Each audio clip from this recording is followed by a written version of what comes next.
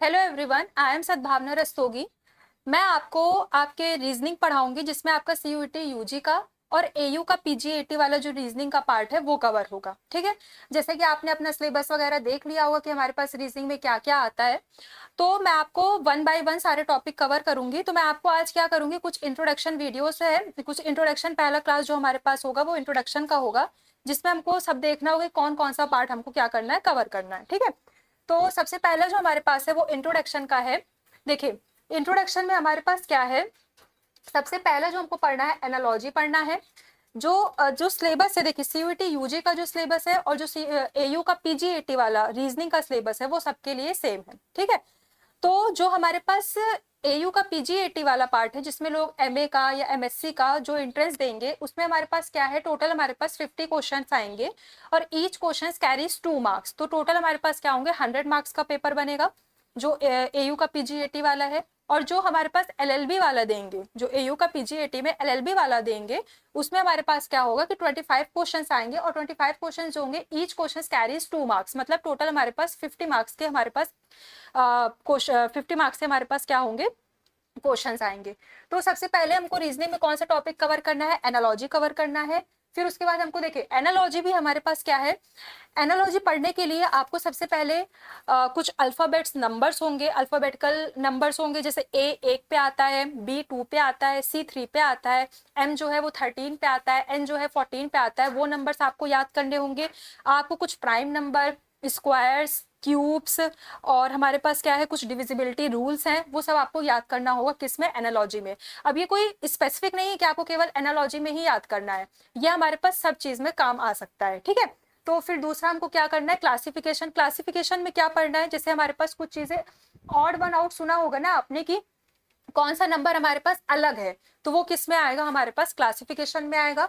फिर हमको सीरीज देखनी है, सीरीज में हमारे पास जैसे नंबर सीरीज आ गई, अल्फाबेटिकल सीरीज आ गई। अब सीरीज में जैसे आपको 13 दिया है, 13 के बाद आपको क्वेश्चन मार्क दिया हुआ, फिर उसको आपको थर्ड नंबर दिया तो पूछ रहा है, और फोर्थ नंबर तो आपसे पूछ रहा है कि सेकंड नंबर कौन सा होगा, तो वो हमारे पास सीरीज में आएगा। फिर आपको कोडिंग और डिकोडिंग पढ़नी है कि कुछ को मतलब किसी को इससे स्पेसिफाई किया गया है तो इसको हम इससे क्या बोलेंगे, तो ये किस में आता है, हमारे पास कोडिंग एंड डिकोडिंग में आता है। फिर हमको क्या देखना है, ऑर्डर और रैंकिंग देखनी है। ठीक है, कि ऑर्डर और रैंकिंग हमारे पास क्या होगी। फिर ब्लड रिलेशन, ब्लड रिलेशन तो आपको पता ही होगा अगर आप इसको अपने रियल लाइफ से कनेक्ट करते हो कि एक जो मतलब मैं किसी की बेटी हूँ, रिलेशन है ना, तो वो हमारे पास क्या है, रक्त संबंध, तो हमारे पास ब्लड रिलेशन आपको पढ़ना है। डायरेक्शन एंड डिस्टेंस पढ़ना है कि ए जो है वो 8 किलोमीटर पूर्व दिशा में गया, फिर उसके बाद वो मुड़ा, वो साउथ में गया, तो फिर हमको इनिशियल से मतलब उसकी प्रारंभिक दूरी कितनी होगी, तो ये सारे किस में आएंगे, हमारे पास डायरेक्शन एंड डिस्टेंस में आएंगे। फिर हमको क्या पढ़ना है, सिटिंग अरेंजमेंट पढ़ना है। सिटिंग अरेंजमेंट मतलब क्या है कि जैसे मैं जो हूँ वो किसी के बगल में बैठी हूँ, मेरे बगल में कोई और बैठा हुआ है, उसके बगल में कोई और बैठा हुआ है, तो वहां से हमारे हम साउथ में हैं या फिर ईस्ट में हैं या वेस्ट में है, तो ये सारी चीजें किस में आएंगी, सिटिंग अरेंजमेंट में आएंगी। फिर हमको क्यूब पढ़ना है।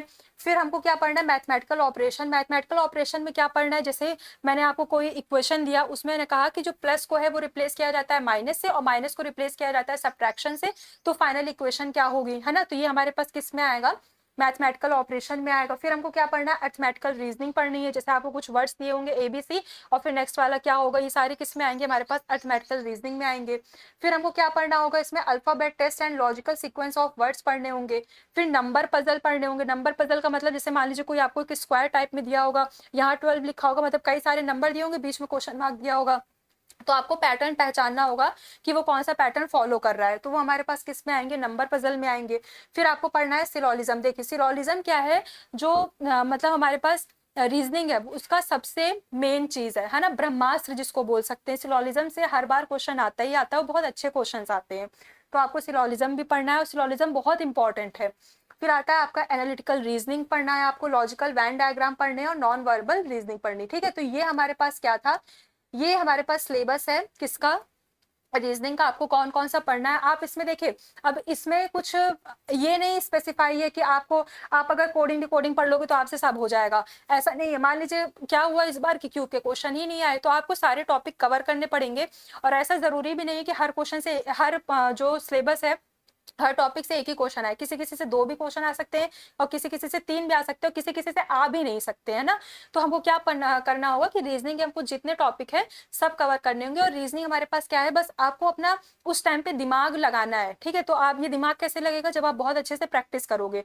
जब आप प्रैक्टिस करोगे तो फिर आपका क्या होगा, ये अच्छे से आप रीजनिंग कर लोगे, ठीक है। तो ये हमारे पास क्या था, इंट्रोडक्शन था जो हमको रीजनिंग में देखना है और रीजनिंग में पढ़ना है, ठीक है। तो आपको जो सारी क्लासेस होंगी वो आपको यूनिवर्सिटी एक्सप्रेस चैनल है उसमें मिल जाएगी, अभिनव द्विवेदी सर का। या फिर अगर आपको बैच परचेज करना है तो यहाँ पे नंबर हमारे पास डिस्प्ले हो रहा है, ये नंबर है, तो आप इस पे कांटेक्ट करके बात कर सकते हो, ठीक है। तो ये हमारे पास रीजनिंग का सिलेबस था। अब मैं नेक्स्ट क्लास में आपको 1 बाय 1 टॉपिक कवर करूंगी, जिसमें सबसे पहली क्लास होगी आपकी एनालॉजी की। एनालॉजी को बिल्कुल बेसिक से देखेंगे, बहुत सारे क्वेश्चंस प्रैक्टिस करेंगे। और फिर जब हमारे पास सारे जो 17 टॉपिक है वो सब कवर होने के बाद उसके सारे PYQs की भी एक सेपरेट वीडियोज आएगी, ठीक है। तो तब तक के लिए आप ये इंट्रोडक्शन देख लीजिए। अगर आपको कोर्स परचेज करना है तो आप ले सकते हैं। आज के लिए थैंक यू।